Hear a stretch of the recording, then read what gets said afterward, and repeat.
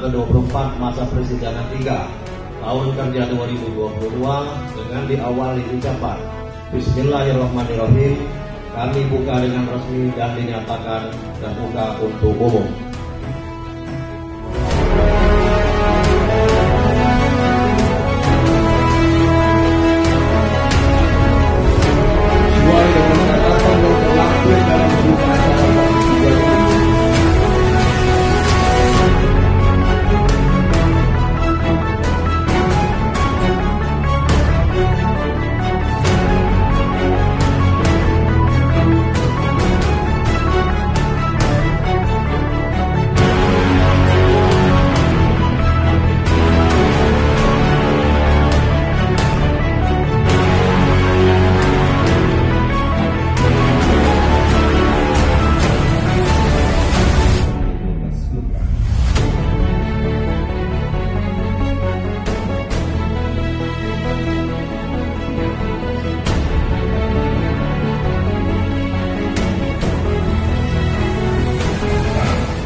Peresmian pemberhentian HM Supri Z SIP dan peresmian pengangkatan Rodotul Jatna SEMSI sebagai pengganti antar waktu anggota Dewan Perwakilan Rakyat Daerah Kota Palembang